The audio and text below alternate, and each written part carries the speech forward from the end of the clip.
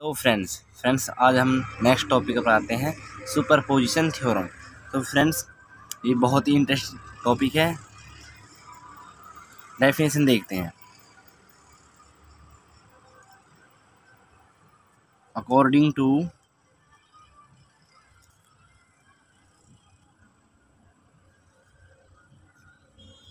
Superposition theorem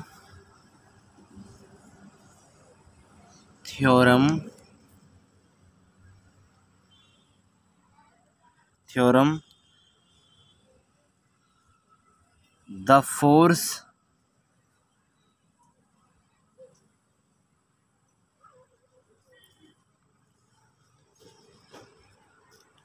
experience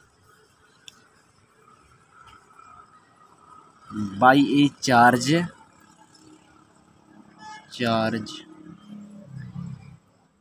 is equal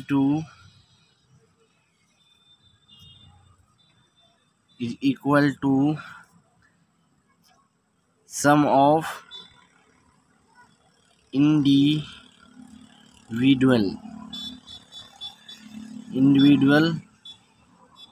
force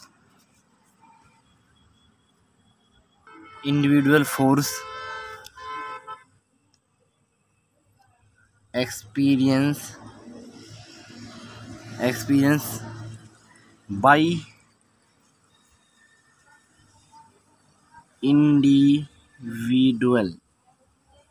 individual charge on the charge is called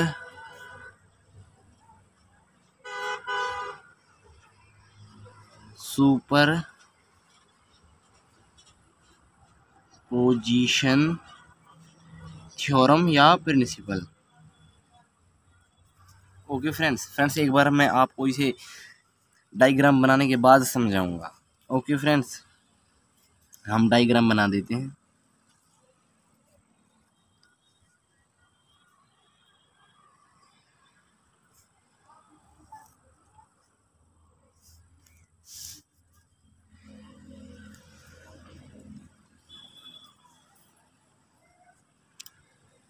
ये x हो गया friends, ये y और ये z हो गया, ये ओरिजिन। फ्रेंड्स हमारे पास यहाँ पर एक क्यू नॉट चार्ज है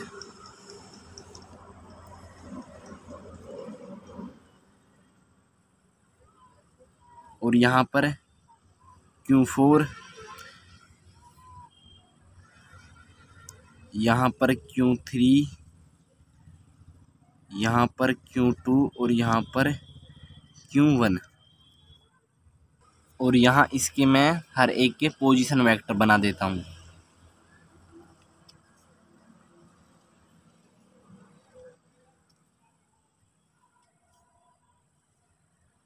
फ्रेंड्स अब एक बात बताइए मुझे, Q1 फोर्स लगाएगा क्यू नोट पर, वो क्या लगाएगा?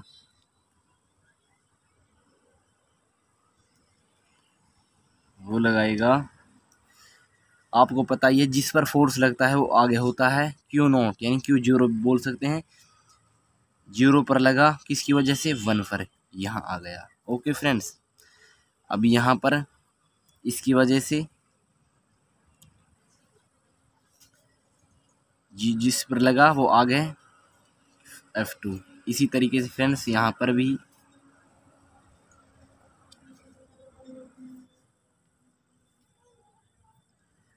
F03 और इसी तरीके से फ्रेंड्स यहाँ पर ले लेंगे, वो क्या लगा? F04। फ्रेंड्स आपको समझ में आया ना? जिस पर फोर्स लग रहा है यानी कि हर पर लग रहा है 0, तो 0 यानी कि आगे ही है। तो फ्रेंड्स अब मैं आपको बताता हूँ सुपरपोजिशन क्या होती है।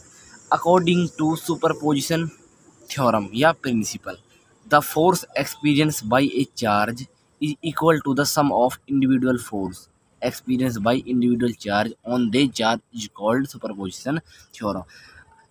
सुपरपोजिशन प्रिंसिपल के अनुसार जो फोर्स होता है experience by a charge, charge के द्वारा जो फोर्स है, यानी कि फ्रेंड्स जो ये चार्ज के द्वारा ये फोर्स है, ये चार्ज है, ये चार्ज है, ये फोर्स है, इनके द्वारा individual the force is equal to the sum of individual force. मतलब ये कहता है कि आपको मैं एक सिंपल सरल भाषा में बताना चाहता हूँ, सुपरपोजिशन थ्योरम क्या कहती है, जो ये समझिएगा फ्रेंड्स, जो ये फोर्स है ना, जो ये चार्ज है, इनका जो हर इंडिविजुअल मतलब फ्रेंड्स अलग अलग, इनका जो अलग अलग फोर्स है, अलग अलग फोर्स है, वो बराबर है इसके सब के इनके टोटल जो चारों को चार फोर्स हैं, इनकी फोर्स को मिलाकर वो कंप्लीट आपका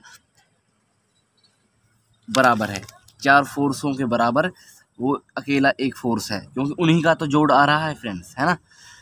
और कहता है बाय इंडिविजुअल चार्ज, ओके, यानी कि अलग अलग चार्ज के द्वारा ऑन दे चार्ज इज, और इन चार्जों को ही हम इज कॉल्ड सुपरपोजिशन थ्योरम कहते हैं।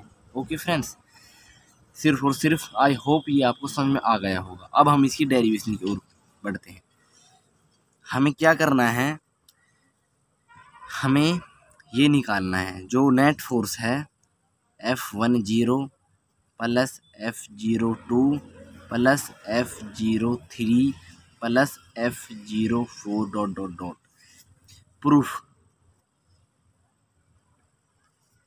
प्रूफ क्या है इसका, प्रूफ ये है द फोर्स, प्रूफ ये है the force experience, short form friends आप लिख लीजिएगा, by Q naught due to Q1। Okay friends, मतलब क्या है, जो फोर्स एक्सपीरियंस यानी कि महसूस हो रहा है Q नॉट पर ड्यू टू Q1, है ना, due to Q1, due to Q2, due to Q3 की वजह से। तो फ्रेंड्स अब हम आगे बढ़ते हैं।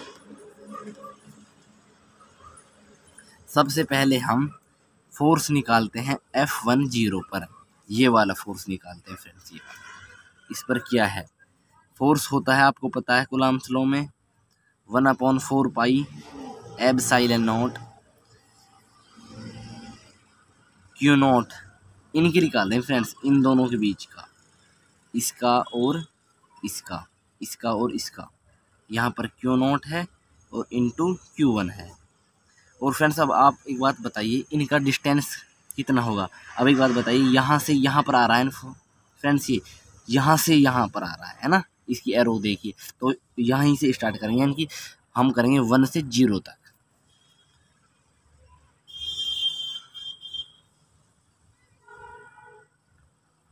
तो डिस्टेंस R10 आएगा और उसका स्क्वायर आएगा फ्रेंड्स। अब इसकी पोजीशन बताने के लिए कि ये फोर्स F10 फोर्स कहाँ पर है, एक हमारा पोजीशन वेक्टर होता है, उसे बोलते हैं हम यूनिट वेक्टर होता है। और यूनिट वेक्टर आपको पता है फ्रेंड, इसकी वैल्यू क्या होती है, ये फॉर्मूला है फ्रेंड्स, R10 और R1, ये आपको समझ लेना है। तो फ्रेंड्स मैं यहाँ पर इसकी वैल्यू रखूँगा, क्या तो क्या बनेगा, ये 1/4 pi epsilon not Q not और Q1, यहाँ पर इसकी तो मल्टीप्लाई हो जाएगी अगर मैं यहाँ पर रखूँगा, तो स्क्वायर और 1 क्यूब बन जाएगा फ्रेंड्स। ये मुझे एक स्टेप पीछे करना है फ्रेंड, ने मैं आपको पहले ही बता सकता था, और ओनली ये बचेगा R1 का वेक्टर। फ्रेंड्स यहाँ तक आपको क्लियर, कोई डाउट नहीं है ना।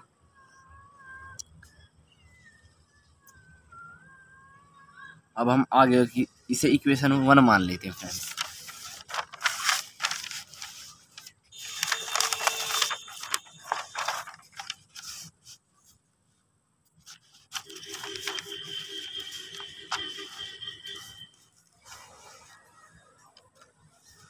फ्रेंड्स अब लिखना है हमें द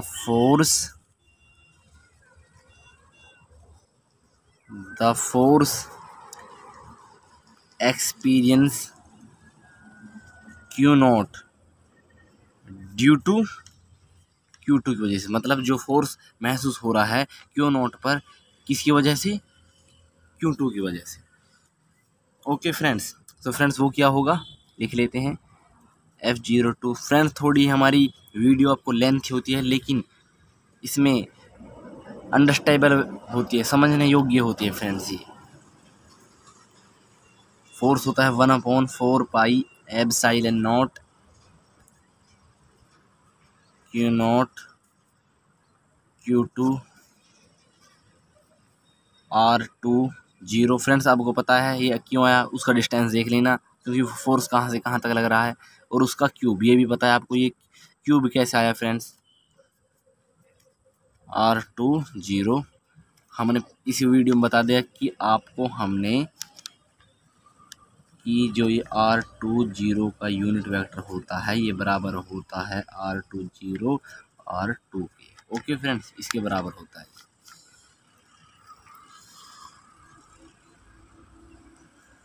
इसे इक्वेशन नंबर 2 मानते हैं, और लास्ट बचेगा, लास्ट तो नहीं है अभी, the force experience by Q naught due to Q3। Okay friends, F03 पर क्या होगा, 1/4 pi epsilon not Q0 Q3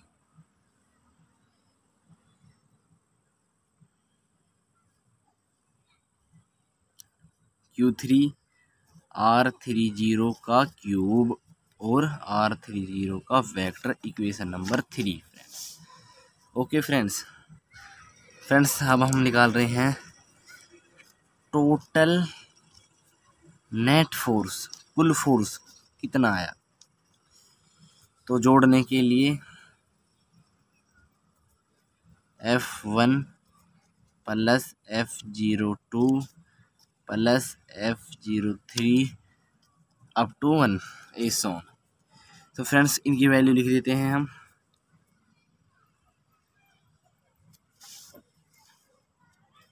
इनकी वैल्यू क्या आई, F01 की वैल्यू देखते हैं फ्रेंड्स। F01 की ये हम लिख देंगे, ये F01 की वैल्यू को हम लिख देंगे कितनी आई।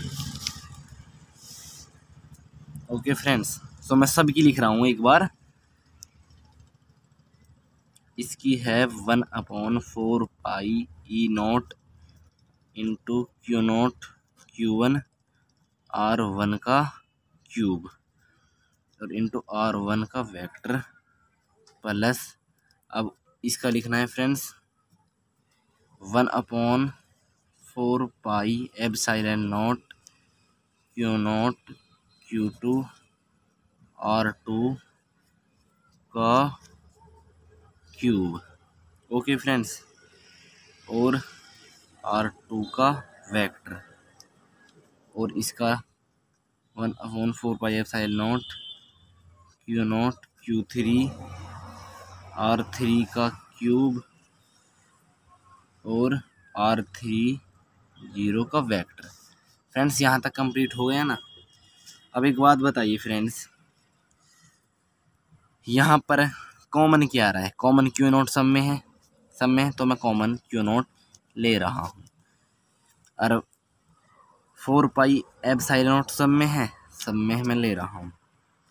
Q1 यहाँ पर क्या बचेगा, Q1 R1 का क्यूब R1 0 उसको और उसका वेक्टर प्लस Q2 बचा फ्रेंड्स R2 का क्यूब और R2 उसका वेक्टर।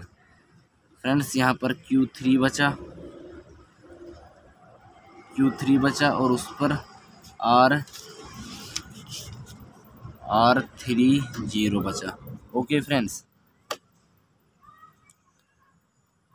और यहाँ पर R3 का 0 फ्रेंड्स, इसका वेक्टर।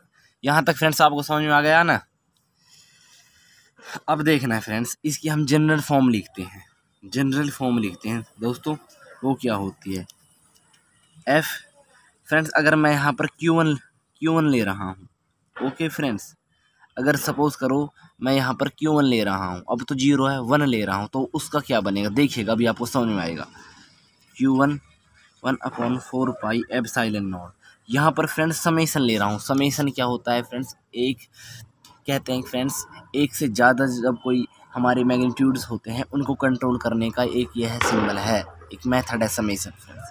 कैसे करते हैं फ्रेंड्स, एक बात बताइए, अगर हम यहाँ पर ये कोई भी नंबर है 1 2 3 कोई भी नंबर है ना, उस नंबर को मैं आई मान रहा हूँ, ओके फ्रेंड्स, उस नंबर को मैं आई मान रहा हूँ और वो नंबर मैं सपोज कर एक 1 मान रहा हूँ, 1 ओनली 1। वो नंबर तो मैंने n ले लिया, कोई भी हो सकता है, 2 भी हो सकता है, वो n 3 भी हो सकता है, 2 भी हो सकता है, 1 भी हो सकता है, कुछ भी हो सकता है, ओके। तो यहाँ पर i इक्वल टू 1 है, तो क्या बनेगा वो, है ना, Q i ले लिया और R, वो तो हमने i ले ही लिया है, R तो, और हमारा फ्रेंड्स ये फ़िलहाल यहाँ पर ये 0 है, समझिएगा ना बात को, और ये भी हमारा ये सेम ही रहता है। आपको पता फ्रेंड्स, हमने यहाँ पर एक गलती की है।